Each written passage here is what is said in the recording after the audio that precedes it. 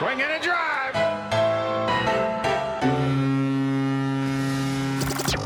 Welcome to Red, White, and Blue Jays, the podcast home of Blue Jays Fans UK, a group connecting Blue Jays fans around the UK and beyond, and telling their story. And now, here's the host of Red, White, and Blue Jays, Steve Hunter.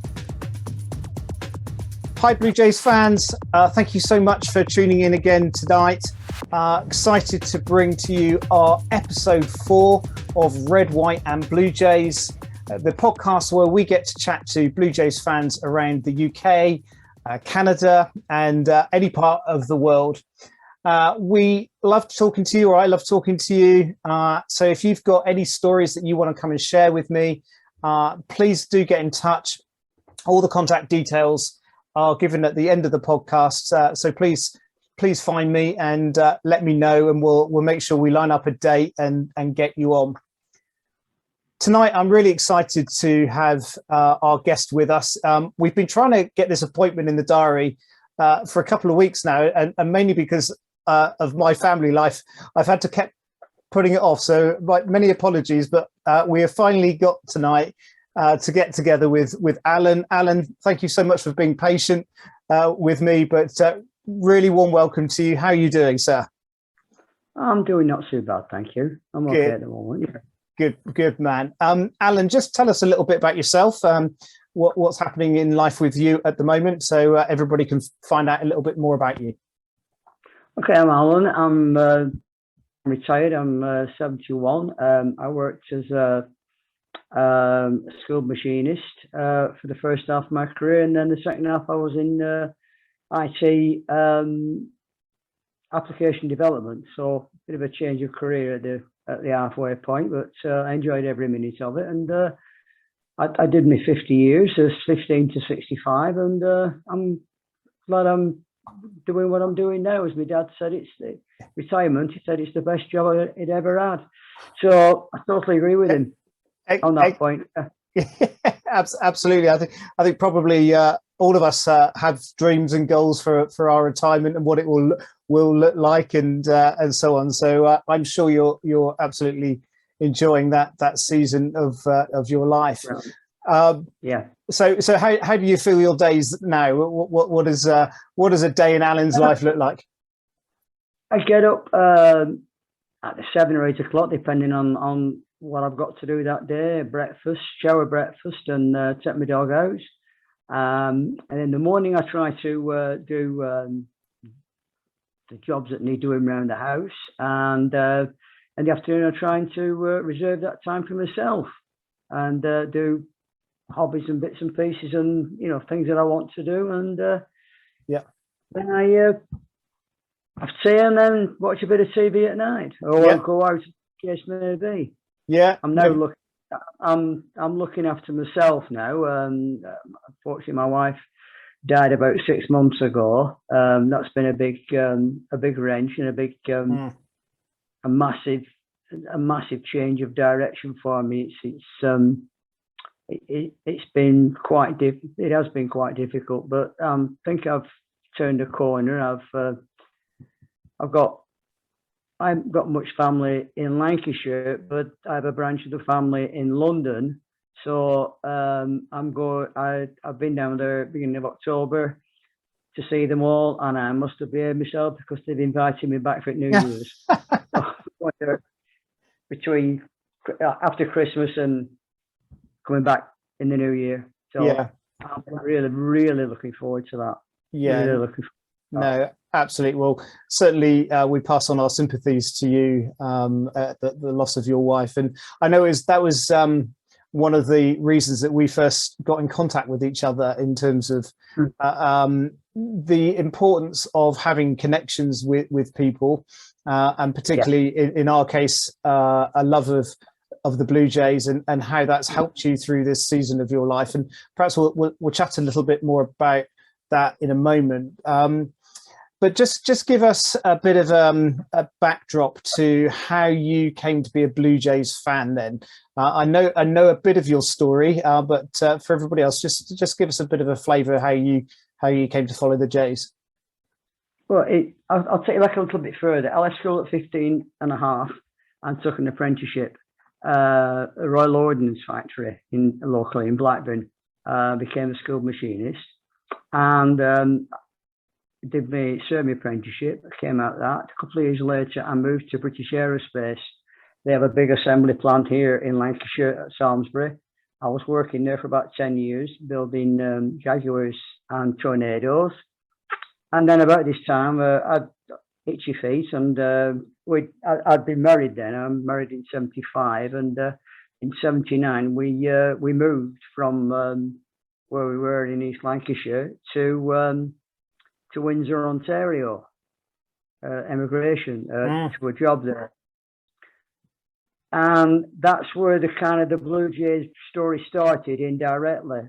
There was one we got there in the May of 79, and in the October of 79, we were shopping on Saturday afternoon, walking through the big mall in the city centre, and all the TV sets were running, the display sets were running Sears, and I had a look down, and I thought, oh, this looks interesting, and it was the one of the games in the 1979 World Series between Pittsburgh Pirates and the Baltimore Orioles.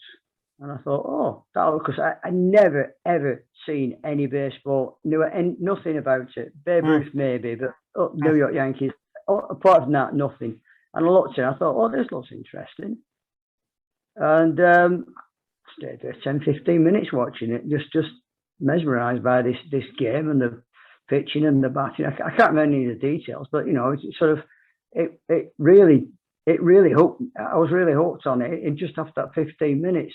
In the spring of the following year, 1980, we moved from Windsor up to Brampton, Ontario, which is just a little bit northwest of Toronto. And as we were getting ready to move, I said to my wife, "Oh, it looks like they've got a baseball team in Toronto, aren't they?"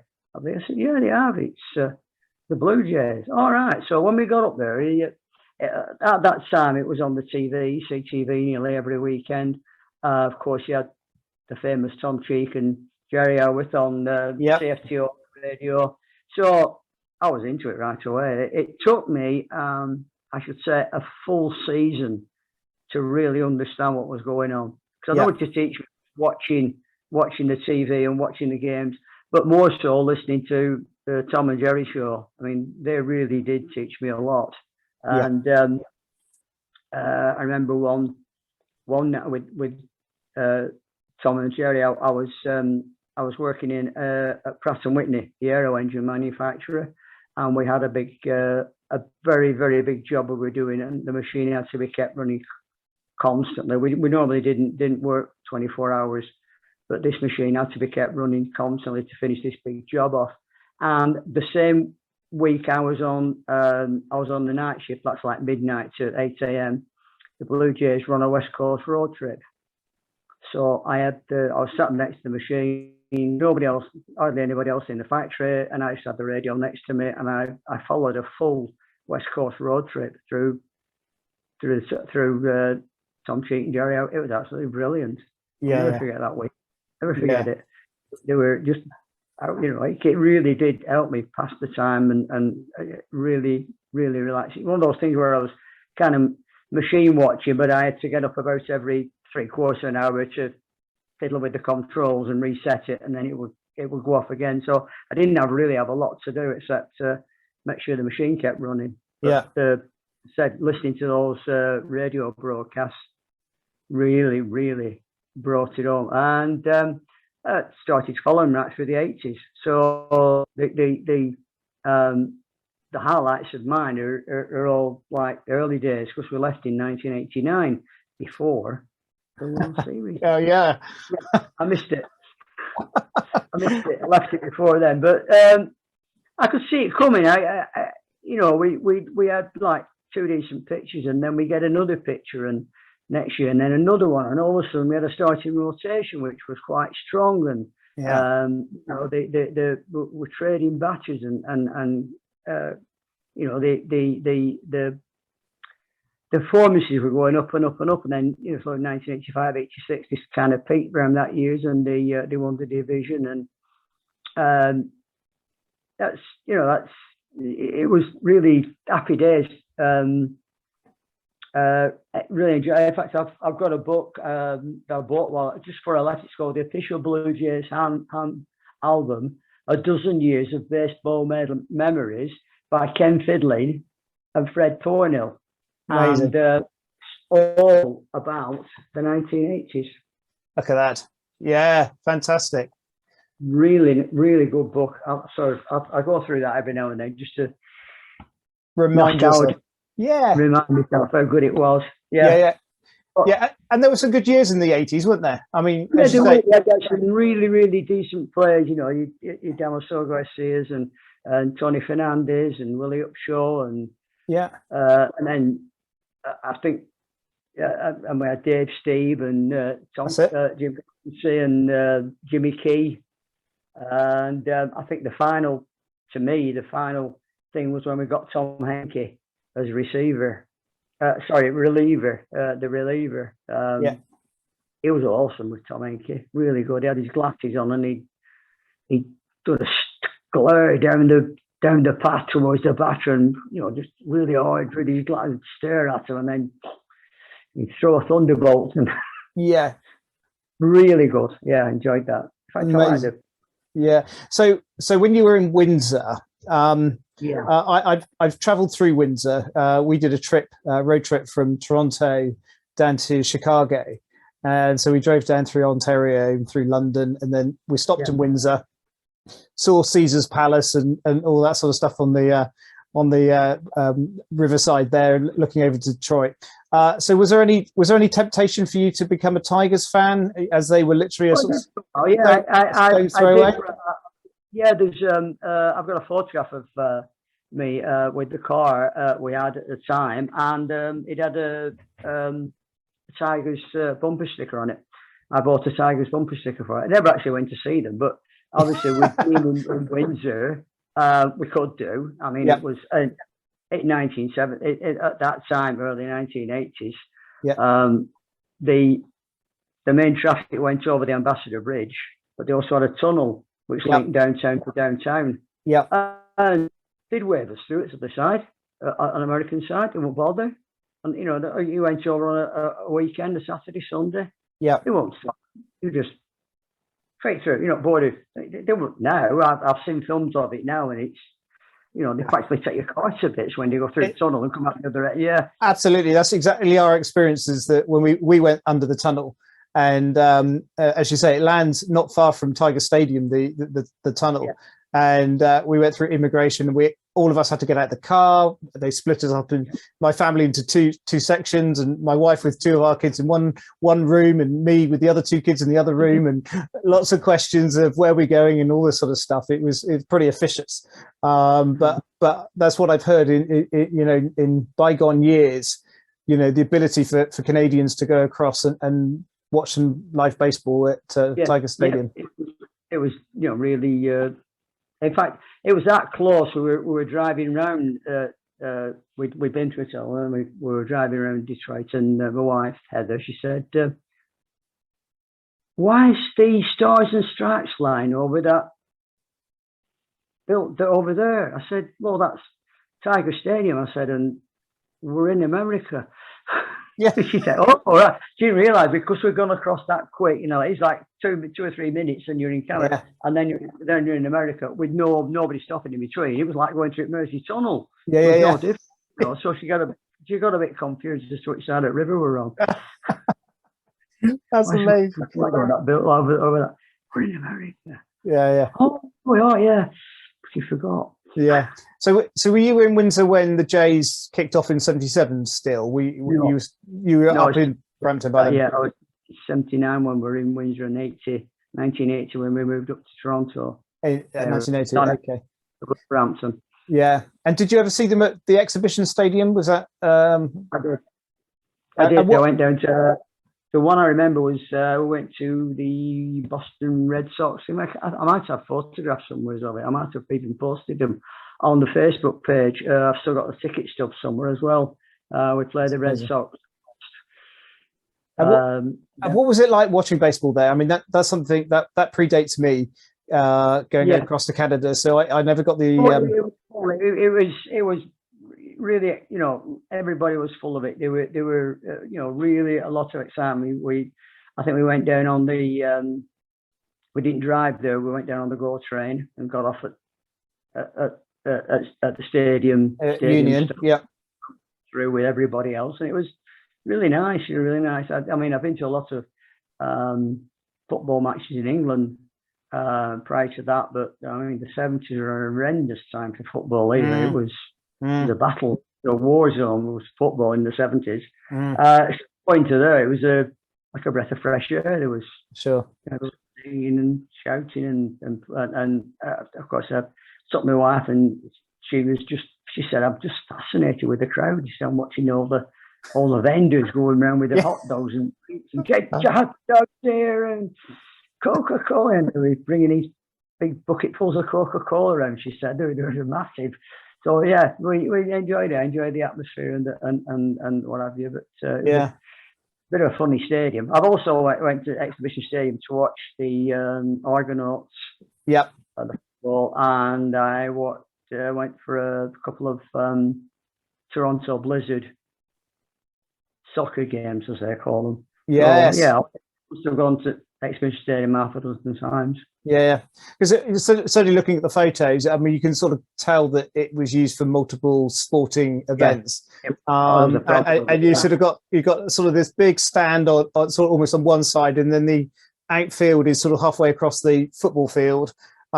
It clearly was never going to be a long-term option for the Jays to stay there. But and am I right in thinking that the very first game was, it was in the snow? It was. It was. Yeah, I've seen pictures of it, and people teaching guys to skis and stuff like that. Yeah, no, absolutely. And so when they moved from Exhibition Stadium to Skydome, as it was then, do you remember the stadium being built, the ballpark being built? When did it open? I think it was opening as I was leaving. Yeah, about 1980. about that time. Late 80s. It was 89, 90. It was opening then, and we'd seen it on. In fact, I've got a couple of pictures. My brother came over to see us a couple of years before that, and I've got pictures from the top of the CN Tower of the CN Marshalling Yards, which used to be at the foot of the tower, and that's where the stadium was built on the old railroad yard there. So I've got the picture kind of before. Wow. Yeah, so CN. I'm trying to think with the CN Tower, was it 74? Is that the date that's right in my head when the CN Tower was built? Again, before my time. Before your time, so it was already there. Yeah, it was already there. Yeah, it was there. It was always been there. It probably feels like it. Certainly, I think it was early 70s, if my history is correct. So going into Skydome, did you actually get to see some games there? I did. We went back for a holiday in the noughties. I can't remember the exact date, but we went back for a holiday and stayed with friends, and had a look around and caught up with people that we used to know. Yeah. And I got tickets for the Skydome, and lo and behold, it was the Boston Red Sox again. Of course. And we lost. So we lost again. So I've only seen them live twice. They played the Boston Red Sox both times. They lost both games. So I don't like the Boston Red Sox at all. Yankees, I don't mind. I honestly don't mind the Yankees. So it's the Red Sox I have a problem with. Really have a problem with the Red Sox. Yeah. Really do. Yeah. Yankees are all right. Yeah. I can remember in the 80s when the team was building, and on a couple of occasions, there were weekend games and they were watching on TV, and we went into Yankee Stadium and won. Won quite, and I thought, well, we've arrived. The team's arrived. If we're going into Yankee Stadium and giving them a game and winning the odd game there, I think they won one against Goose Gossage when he was pitching Yankees, and he was awesome with Gossage. Yeah. But yeah. So I knew that the Blue Jays had landed. You know, we've arrived now because we're competing. So yeah, it was good times. I you know, the players were there at the time. Yeah, and of course, you still got Buck Martinez doing play-by-plays on the TV. So yeah, good memories. I think Ernie Witt was my wife's favourite player. Right. Okay. Ernie Witt. Yeah, she liked Ernie Witt. She liked his when he was out. You know, when he was being interviewed, and after, you know, when he came out to, you know, uniform, said he's a nice bloke. I said, he is. Yeah. Very nice. Yeah.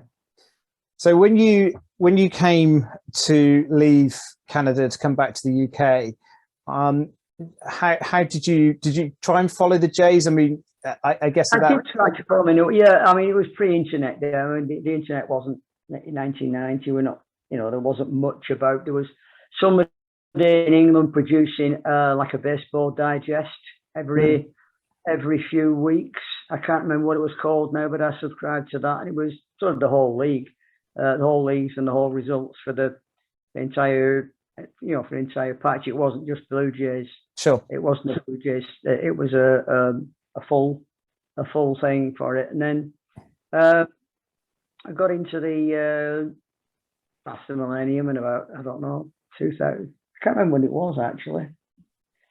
When I first started watching him on TV, it was probably somewhere around about 2015, 2014. Okay. I was looking around. I was just looking around on the internet myself to see.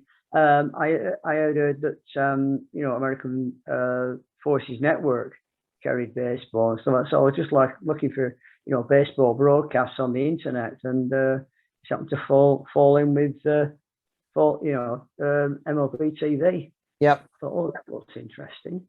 Yeah. And had a look at it, and told my wife what I'd found, and I said it's about £80 for a season. I said, it's, when you compare it to Sky Sports, it's a bargain, you know. Totally. It's not, that's for the entire, you know. Yep. She said, yeah, you're interested. Yeah, we'll do it. So I got myself set up with a tablet and a smart, you know, plugged into back a TV set, and we're away. Yeah. It was brilliant. Absolutely brilliant. Yeah. Watching it. When they were, you know, they were on the verge of something great, but it never quite happened. Sure. Yeah. Yeah. I mean, I just going back to when you came back and that whole dilemma, I think you know, talking to young fans now who obviously are in the world of the internet and MLB TV and all these things that, you know, just at a flick of a switch, we can watch virtually anything around the world.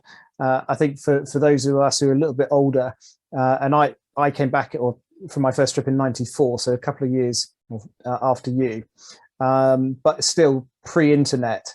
And you know, I think that whole sort of, well, where do you go to find out any news, because it's clearly not covered here, and where you went to your Baseball Digest, which I do remember. I think I got a couple of copies of the Baseball Digest magazine, but I tended to go and find a USA Today newspaper down at WH Smith or somewhere like that, and just, you know, try and flick through and get a bit of news. But of course, when I came back, it was just they went straight into the strike, which then of course lasted another year and a bit in the mid 90s. So it was a long time before I actually got some proper J stuff. But like you, the whole invention of MLB TV has opened up the possibility of watching you know, the teams that we love, and as you say, it's a bargain bucket price compared to other packages you can get out there, and we have the joy of not being in any blackout zones here in the UK, so you know, we can watch literally any game, yeah. So if you got it around 2014, obviously you went through all the backflip fun of the games in 2015. How was that watching that? The was it was it game? It was the fifth inning, was the fifth inning, against the Texas Rangers. Yeah, Texas Rangers. Sorry, fifth game. against the Texas Rangers. Yeah. And to me, that hour was probably the finest hours of baseball watching Totally. I'd ever seen. I stayed up for it, and it was just tremendous. You know, anybody who's not a baseball fan that could sit through that and look at that, and the passion and the noise and the incidents, and what's happening now, and it was just amazing. Well, if you get chance to listen to our episode 1 of this podcast, I spoke to a young lady called Meg, and she went to that game with her dad, and so we spoke a long time about the experience of actually being in the stadium for that moment, and the shenanigans of the 7th inning and the fun and games that all ensued was just extraordinary. And I said at the time, I think it's probably been the most intense moment in sport that I can remember because of the craziness of how it played out. It was just extraordinary, wasn't it? It was. It really was. It was for all kinds of reasons. It was just tremendous. Yeah, it really was. Yeah. No, absolutely. Sat here on my own watching it, but I did have somebody who was actually messaging in Canada at the time, who was a relative of a friend of mine who lived in Kingston. I was kind of exchanging messages with him through Messenger, but it never came to, we didn't build up a long-term friendship, but I had at least have somebody to converse with that way. Through that game. But that's amazing. And I think that's what makes sport, isn't it? It's that connection in terms of your connection with the team, but also connection with others who are enjoying the same experience with you. I am, but like I said, the issue is that nobody around here knows anything about baseball. And when I tell them that I'm full of baseball and I'm going home tonight to watch baseball game, they're Rounders, what's that? I mean, we have across the street with a guy. He plays Lancashire League cricket, but he had a spell where he was in the England one day international team, and he can't understand why I watch that. So I'm really trying to get him round one night to sit him in front of the TV set and pick a game from the archives and sit down and watch this and watch the athleticism and watch what they do with it, and what they do with the bat and the ball, and you'll appreciate it then when you see it. How do you got a big glove on their hand? And I said, but they're patrolling a couple of acres of ground, really. They have to, it's all checks and balances. It's all checks and balances, and it balances out perfectly for me.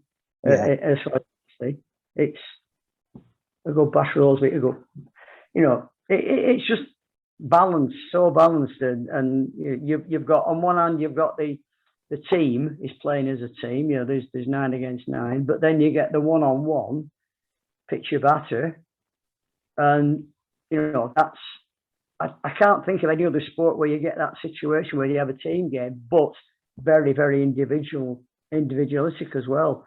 I mean, you can see a pitcher going to pieces and throwing balls all over the place. You can see a batter flailing around in, not seeing anything, and he's just flailing at the ball, and you think, or on the other hand, you can see somebody who's going to come to play to first pitch like Blue Jays do last year, and it's out of the park, and you think, well, they're scoring runs for fun now, aren't they? Yeah. So it's scary that then next game, next game they come against a better pitcher and the bats are silent. You just don't know. Sure. You don't know. It's so, any team in baseball can beat any other team in baseball on the day. You can't say much about leagues, about many sports, really. Yeah. No, I totally agree. I think it's the enjoyment that we get from watching something like this, and I think because it has similarities to cricket, in terms of it's a long game, it's not a short game, it's a sort of thing that you can have on in the corner of the room and not have to literally watch every moment, but you still get an essence of what's happening in the sport. But I think it's the experience of going to watch baseball as much as the game itself. It's a bit fun now. Yeah, it's fantastic, and I love listening to your enthusiasm as you talk about it. Moving Yeah. forward to last season, how did you and I mean, obviously it was a very difficult year for you, so I'm just conscious of that. But did you manage to follow the Jays much last year with everything else that was happening in your life at that time? Well, it was, yeah, most of the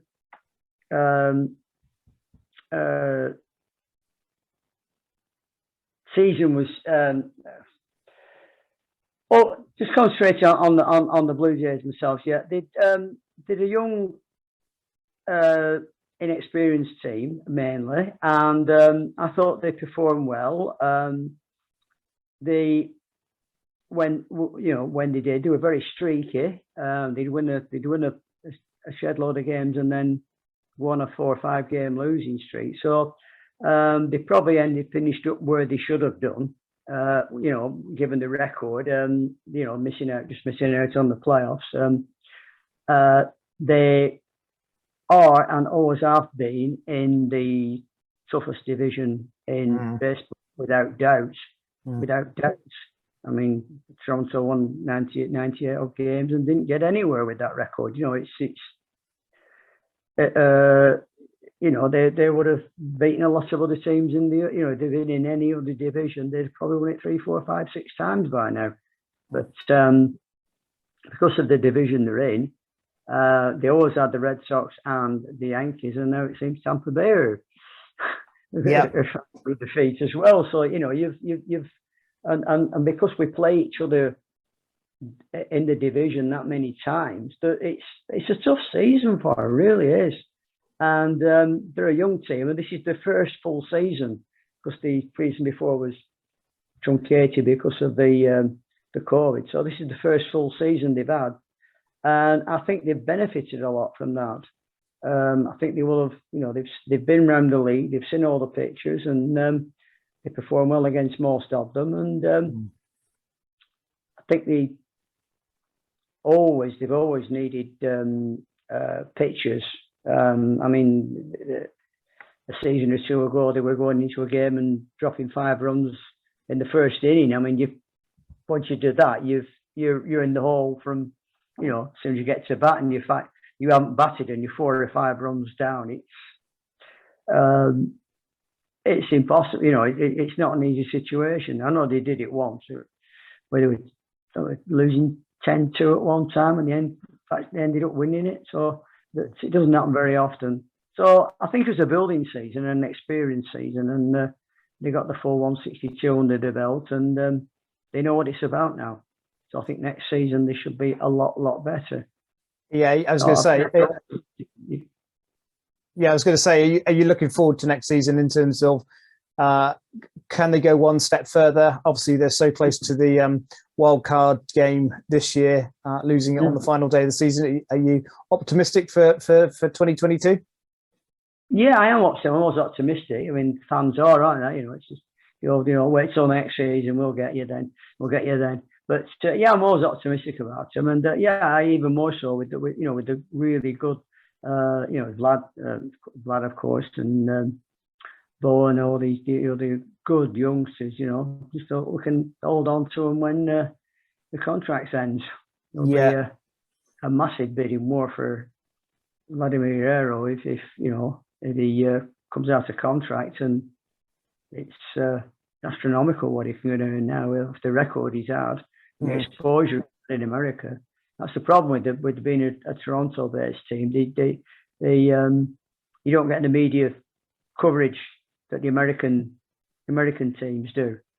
I think the American. I did comment that the American networks would much preferred it to be New York and Boston in the playoffs rather than Toronto and one of the others. Because of they get 2 markets then. They get 2 markets to broadcast into. So that's just a geography, but I think we're doing all right. They're doing okay. I'm quite pleased with them, and the manager too. He seems to know what he's doing. Yeah, I think he probably had a bit of a wobble during the season. I think there are a few calls in terms of whether he was the right man for the job, and I still have a slight question mark whether Charlie will be the right man long term. So certainly he's going to be back for next season. But if they didn't start well, I think that might be a question mark over him. But to be fair play to him, he got them so close this year, and I think you have to acknowledge the hard work that he's done to get him there. Yeah, they were very streaky. I mean, they weren't consistent, but that's the sign of a young, inexperienced team. They're not, they'll win unbeaten in 11, and then they'll go and lose 4 or 5 on the. They're not consistent, but they'll get that. I hope that'll come, consistency. Totally. So yeah, quite good. Quite pleased with it. Yeah, I'm just watching anyway. So absolutely. Yeah. So tell me. Yeah, go on. Another quick one about. I mean, I do like talking about my wife, and when we were watching the game in Brampton on the TV set, and because of the rhythm of the game, she said I find it quite relaxing. Because of the winnings and in and out and in and out. She said many times she's like, I'm going to have a half an hour at set in and go to sleep. And we had a little boy at the time. She was quite tired. I said, you'll miss the game. No, she said, it's okay. Wake me up for 9th inning. I said, why? She said, well, that's the only one that matters. Absolutely. In one sense, she's right. Yeah. Oh yeah, and I had your reaction to that. Yeah, I thought, well, yeah, I can't say anything. I can't argue about that. Yeah, it is. Absolutely, the last out is always the most important out, isn't it? Yeah. Oh, she got it. Yeah. So tell me, how did you sort of connect in? I know you're in the Blue Jays Fans UK Facebook group. I was just how did you find that group? Were you introduced to it, or was it just through searching? I was looking through posts and searching on just Blue Jays and like an internet troll to see what was on Facebook. And I said, these look okay. Blue Jays fans here, so that's me. So I'll join this and see what we can do. Yeah, I read a lot of the posts. I don't post a lot. I feel a bit. I don't know whether I'm in East Lancashire, Accrington. It's you're from Poole, aren't you? You're way down. So yeah, I'm down south. Yeah, the geography of it will be a bit strange here. We're between. I'm in between Blackburn and Burnley, east and west, and I'm about 20 miles north of Manchester, just due north of Manchester. Yeah. In East Lancashire. Yeah. But like I said, there's. I can bet your bottom dollar there is a Jays fan not far from you. A couple of years ago, I did a map where I got everybody just to tell me which town that they were based in. And I started sort of putting pins on the map around the UK, and there's literally Jays fans everywhere across the United Kingdom. So you won't be a million miles from somebody who's a Jays fan. I can assure you of that. But I was fascinated by when we first had a bit of conversation across Messenger on Facebook in terms of how sport has helped you in this last sort of season for you, and obviously having been married for so long, and it's an amazing achievement. 46 years is just extraordinary, and many congratulations for all those years. And I think you must have so many memories of great times. Obviously, how is following the Jays or following sport more in general in terms of helped you during the season? Because I'm sort of fascinated by that. It's a release. Because you, especially with like a 3-hour baseball game, you're lost in the rhythm of the game. and I'm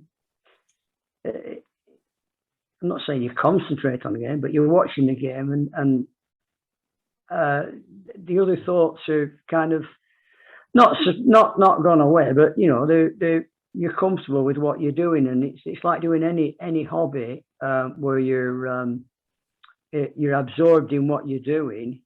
You know, the rest, the outside world, kind of doesn't. I don't say it doesn't exist, but you know, you can block it out. I mean, I'm quite good at that. So I used to work in a machine shop, very, very noisy environment. You know, metal boards being dropped top floor and everything. But because you're working on your machine, you don't hear it. I was the same when I was programming. I'd get in the zone and I'm concentrating on what I'm doing, and people had to literally tap me on the shoulder to get me attention because they called me. I wouldn't have thought. It's the same with baseball and watching sport. You're involved with the action on the TV, and it's I'm not saying it's a release, but you're somewhere else. You know what I mean? Yeah. Your workaday life isn't there, and you know your issues and problems are put to one side, and it helped, and yeah, it was like right at the start of the season that in May, you know, when she passed, and so I'm watching it after that and through the season, and that sort of marking the games in on my calendar that, you know, that were on the evening, which are the good ones to watch. You know, that post a list of the UK friendly games, and you know, I'd make sure I was watching, and it sort of, it helped the passage of time while I was watching it. It also helps the passage of time when you're watching for yesterday's result and watching for last night's result, and you're waiting for next Saturday's game to come. So, and especially being a daily game, unlike football where it's once a week normally, you've got to wait 7 days for the next one. With baseball, it's last night's result. It's always the night before. You know, you've always got something to wake up to. So I wonder what they did last night. You know, you're tapping with your on the phone, or you know, MLB, you know, your MLB app, and seeing what happened, and you know, oh, they were there as well. Oh, great. Yeah. Oh no, what's they doing? You know, it was, yeah.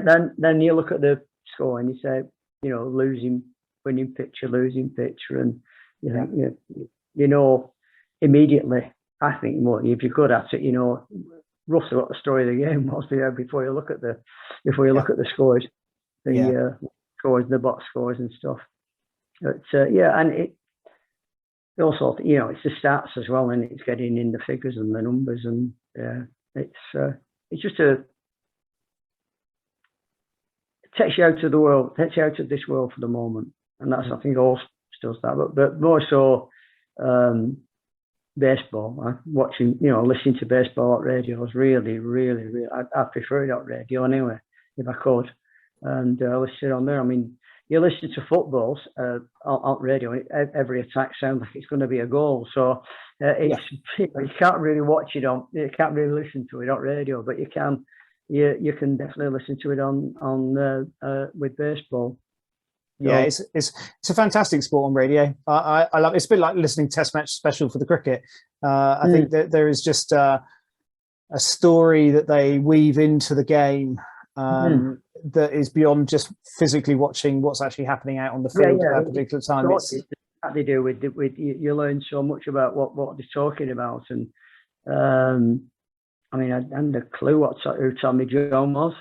So, you know, Tommy Johnson, but I looked it up and found out about it, and I know exactly what they're talking about now. Yeah, and I saw the description of it, and I mean, some pictures actually. I've asked to have Tommy John surgery electively. Say it improves the throwing arm. Yeah, it's mad, isn't it? Better than original equipment. Yeah, you know, they're not great on it. No, straight. Hey, it's just winding up the spring in the arm. That's all it's doing. They're doing, making a better spring in the arm. Yeah, no, totally. And I think you've already mentioned Tom Cheek and Jerry Howarth, who of course are synonymous with Blue Jays broadcasts, and I think Ben Wagner, who's the current Jays radio broadcaster, I think he does a fantastic job as well. I really enjoy listening to him, and I will often just have that playing, even if I can't physically watch the game. I'll have Ben in my ears or whatever to listen to it. Maybe one of the late night games, I'll plug myself in as well. Which and I think it's just, I think that's that old American pastime, isn't it? Baseball on the radio, and I think they've got the essence of that brilliantly. So it's a game made for radio. I think it's the way they describe it, 'cause it's so, swinging a miss and all this, and swinging a fly ball, and if you know what to do. I've also got my kind of baseball philosophy as well, is that when I first started watching them again, they tended to be like the Josh Donaldsons, who were flailing away at everything, trying to hit every ball for a home run, and it was usually a solo home. And if they connected with it, I much prefer what they call a small ball game. Where a quick signal to first, and then you steal second, and you go to third on a sac fly, and that sort of thing. Where you're manufacturing runs out to do it. That's the proper game, where you manufacture the runs rather than clearing the bases with an home run and you just got a big bat, you're lucky you connect it right, you go out. But making a run out of nothing, getting a base wild pitch, and you're reading the game, they're alive to the game, and watching them stealing home even. I mean, we've had that, I've seen that a couple of times this season, and really, really good. It puts the other team on the toes, but they don't know what you're going to do, when you're doing that kind of game. And I much prefer the little, signal. An unearned run is a beautiful thing to me. Absolutely, no, totally get it. And I think we live in a world with power hitters now, don't we? And particularly in the Jays lineup this year, 4 of them going over the 100 RBIs, and it's just, they are big hitters, but there is something about the game when the small ball, as you say, you're stealing runs and you're putting the team into a pressure situation, which makes errors happen and all those sort of things. It is that's the beauty of the game, isn't it? It can be both and. Yeah, and if Charlie's sort of encouraging that, then I was explaining baseball to my son actually. He's autistic. Well, he has Asperger's syndrome, and I said, I'm going on to watch baseball. He said, how did they play that, Dad? And I explained that the 9 innings, 3 batters out. You get on base. You have to run every time you hit the ball, and if you hit a home run, you get to run right. You get to run. But I said, if there's people in front of you on the bases, they all get kind of pushed home as well. So when I finished explaining to him, he said, seems to me like the object of this game is to get as many people on bases as you can. Yeah. I said, you've never seen a game. No, I said, you're exactly right. Get as many people on base as you can and see what happens. Yeah. So, yeah. That's where it all starts. He grasped it right away. Grasped it. Really good. Really good. Well, I think that's great, Alan. It's fantastic chatting to you. I love it. I've enjoyed it too. Yeah, I sort of like to enjoy more chats like this. Yeah, no, absolutely. We'll definitely do this again. I'd just love to hear a bit more of your stories of your time over in Canada and so on. But what I love about just talking to you is just your passion for the game, your enthusiasm for it, and as I say, having come through a very difficult moment in your life, to be able to still connect with people over an enjoyment of a sport is fantastic to see. So well done. Just it's beautiful to have. And if people listening or my own life, we get to a difficult situation, I hope that something of me will reflect a little bit of how you are now. And I think it's highly commended in terms of how you are coping and managing in this new season of your life. It's something to look forward to. Spring, it's always having happiness. I think happiness is having something to look forward to. Sure. So look forward to spring training next year and see what happens. And yeah, it's game on again, isn't it, next year? So it's all new season. Totally. So Absolutely. can't wait. Yeah, can't wait. Brilliant. Right. I'm going to finish our time off by doing our top 10 questions that I've done with everybody else. So these are, as I say, quick answers. No need to too much deep thought. But let's have your favourite player from 2021. 2021. Probably Bo. Yeah. Well, you're the first person not to say Vladdy, so that's a nice change. Yeah. I don't know. He's quite. No, I do like it. I do like him. I like his showmanship as well. He's long. He's long hair when he takes his helmet off and he shakes his head, and that's to me that's absolutely brilliant. Yeah, real showman. Right. Real showing character at a very young age. You know what I mean? And he does. I call him Bucks. I forgot his last name. Bichette. Yeah. I mean, he's even got a great name, Bo Bichette. I mean, it's Star Wars, but yeah. You like a bit of Bo Flows, do you? The old hairstyle there. A bit of flair there. Yeah, I do. Yeah. Excellent. Okay, that's great to hear. Bo Bichette. Who's your favourite player of all time? Probably going back to. Probably set Tom Henke. Henke, yeah. Yeah, you mentioned it. The reliever, the first really good stopper we got, and I love watching him. Oh, great! He's coming up at 9, rubbing my hands, and he's going to blow away, And I do like the defensive game as well as the offensive game. So I do appreciate the defensive side of it. The good catches and. I suppose other than that, it will probably be Kevin Pillar. Okay. Yeah. For sure. And as well, sad that he had to go, but he had to free a space of squad, didn't he? So defensively he was great, wasn't he, Pillar? But I think offensively he wasn't quite so strong. But certainly when he was out in centre field, he did some remarkable stuff. Yeah. So them two from the olden days and the new. Yeah, no, that's great. Yeah. Excellent. Who would your favourite non-Blue Jays player be? And I bet it's nobody from the Red Sox. I don't know. Difficult question, that.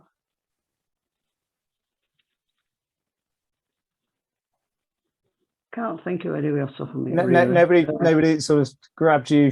That's fine. No, that's okay. No problem at all. How about your favourite ballpark away from Rogers Centre?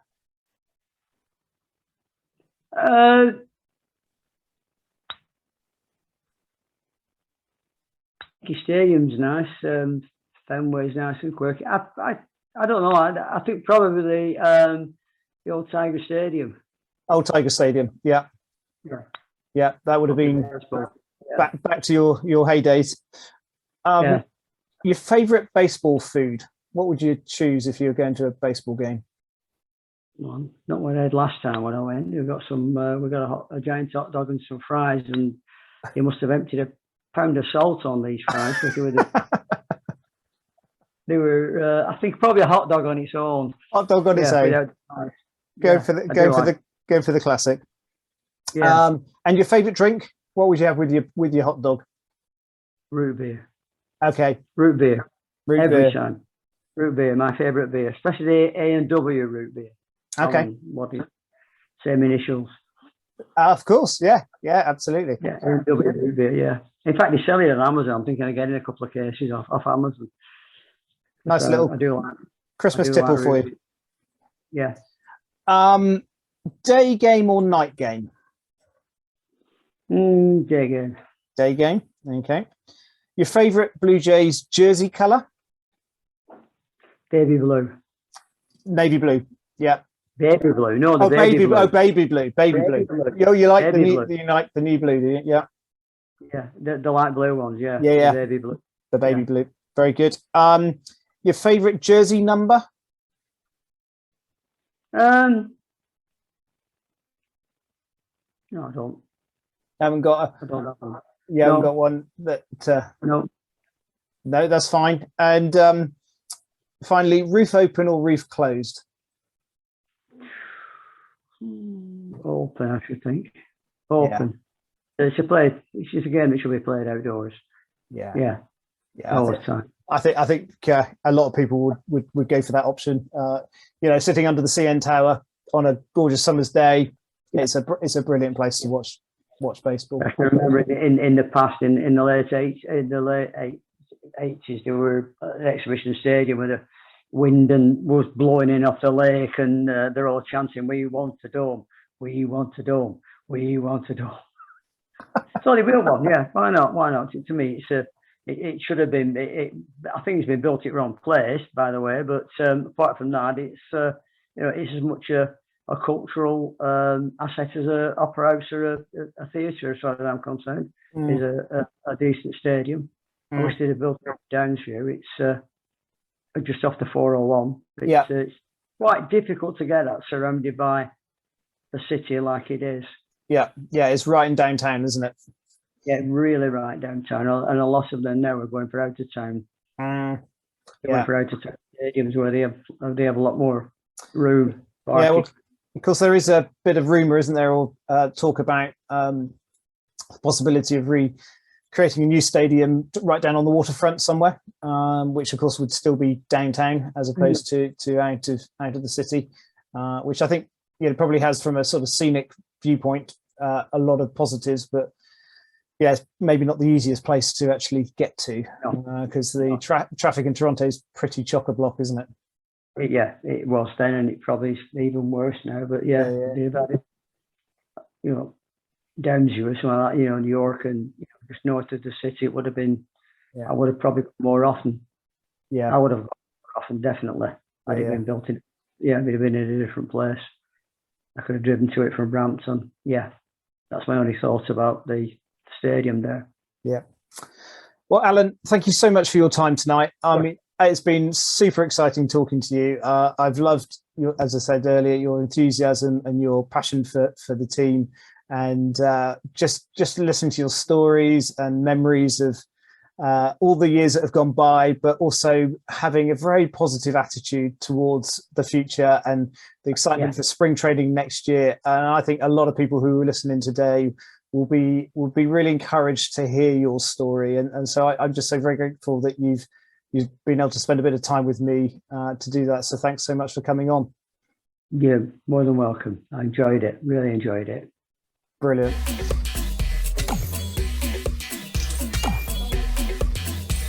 The Red, White and Blue Jays podcast is a production of Blue Jays Fans UK. If you've got a Blue Jays story to share, let us know. Email us at bluejaysfansuk@gmail.com and follow along on Twitter and Instagram at Blue Jays Fans UK. I'm your announcer, Jim Langton. Thanks for listening.